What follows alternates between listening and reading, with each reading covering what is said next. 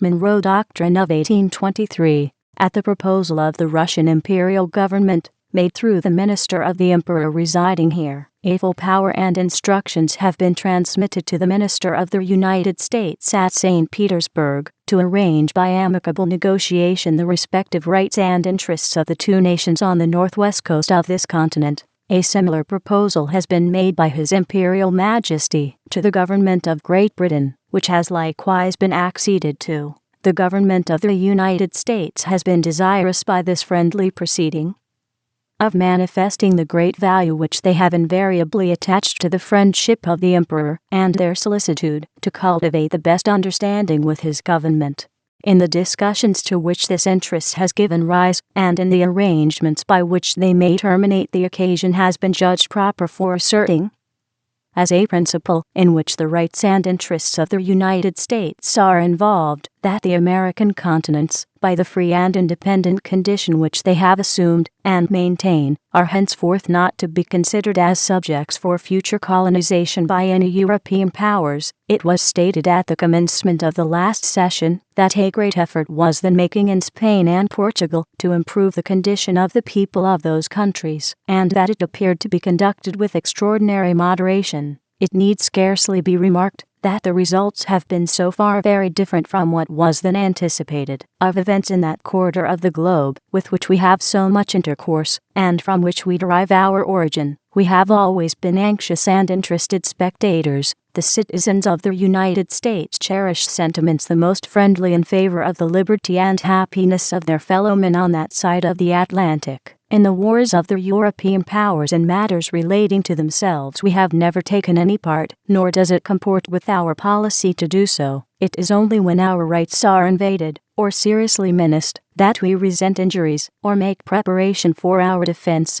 With the movements in this hemisphere we are of necessity more immediately connected, and by causes which must be obvious to all enlightened and impartial observers. The political system of the Allied powers is essentially different in this respect from that of America. This difference proceeds from that which exists in their respective governments, and to the defense of our own, which has been achieved by the loss of so much blood and treasure, and matured by the wisdom of their most enlightened citizens, and under which we have enjoyed unexampled felicity. This whole nation is devoted. We owe it, therefore, to candor, and to the amicable relations existing between the United States and those powers, to declare that we should consider any attempt on their part to extend their system to any portion of this hemisphere as dangerous to our peace and safety. With the existing colonies or dependencies of any European power we have not interfered, and shall not interfere, but with the governments who have declared their independence and maintain it, and whose independence we have, on great consideration and on just principles, acknowledged. We could not view any interposition for the purpose of oppressing them, or controlling in any other manner their destiny, by any European power, in any other light than as the manifestation of an unfriendly disposition toward the United States. In the war between those new governments and Spain we declared our neutrality at the time of their recognition, and to this we have adhered, and shall continue to adhere, provided no change shall occur which, in the judgment of the competent authorities of this government,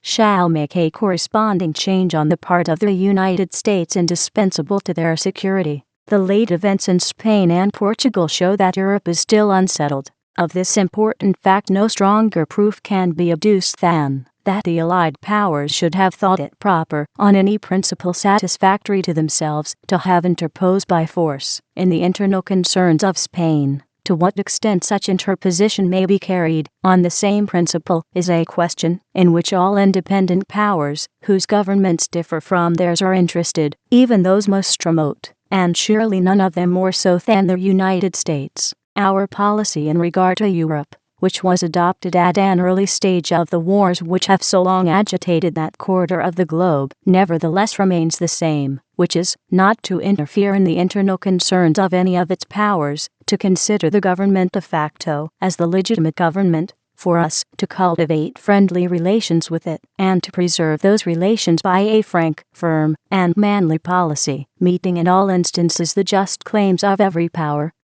submitting to injuries from none. But in regard to those continents circumstances are eminently and conspicuously different. It is impossible that the Allied powers should extend their political system to any portion of either continent without endangering our peace and happiness, nor can anyone believe that our southern brethren, if left to themselves, would adopt it of their own accord. It is equally impossible, therefore, that we should behold such interposition in any form with indifference. If we look to the comparative strength and resources of Spain, and those new governments, and their distance from each other, it must be obvious that she can never subdue them. It is still the true policy of the United States to leave the parties to themselves, in hope that other powers will pursue the same course.